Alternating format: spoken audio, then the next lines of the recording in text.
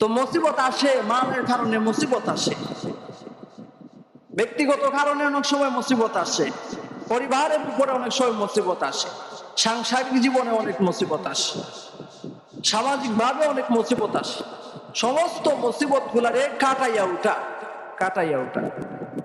নবীজি সাল্লাল্লাহু আলাইহি ওয়াসাল্লামের সিরাত থেকে হুজুরের কিছু মুসিবতের কথা, ওই জামানার মুসলমান সাহাবায়ে কেরামদের মুসিবতের কথা আপনাদেরকে শোনাই।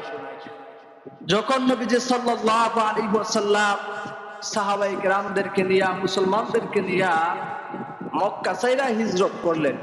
হিজরত মানে হইলো যে জায়গায় দিন পালন করা অসম্ভব, যেখানে আল্লাহ পাকের ইবাদত করা, দাসত্ব করা অসম্ভব, এই জায়গা ছাড়িয়া অন্য যে জায়গায় আল্লাহ পাকের ইবাদত করা যায় ওইখানে চলে যাওয়ার নাম হইল গিয়ে হিজরত।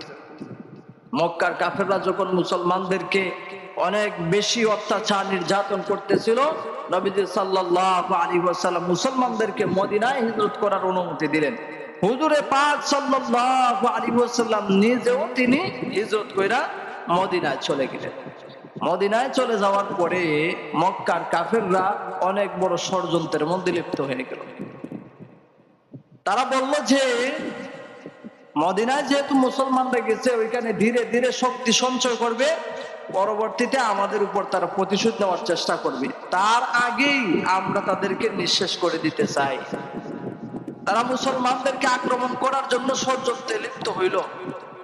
যখন তারা দল বল রেডি হইয়া, অস্ত্রে সজ্জিত হইয়া মদিনার আশপাশে গেল এবং নবীজি সাল্লাল্লাহু আলাইহি ওয়াসাল্লামের কাছে খবর গেল, সংবাদ গেল, মক্কার মুশরিকরা কাফেররা আসছে মদিনায় আক্রমণ করার জন্য, মুসলমানদেরকে শেষ করে দেওয়ার জন্য।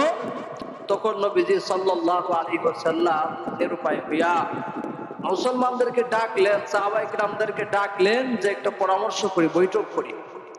কারণ অল্প স্বল্প মুসলমান, এইরকম তারা শক্তিশালী না। এক দেশ থেকে বাড়ি ঘর ছাইরা, জায়গা জমিন, মাল সব ছাইরা আরেক দেশে গেছে, মালও নাই, শক্তি সামর্থ্য নাই, অস্ত্রও নাই, জনবলও নাই, ধনবলও নাই, কিচ্ছু নাই।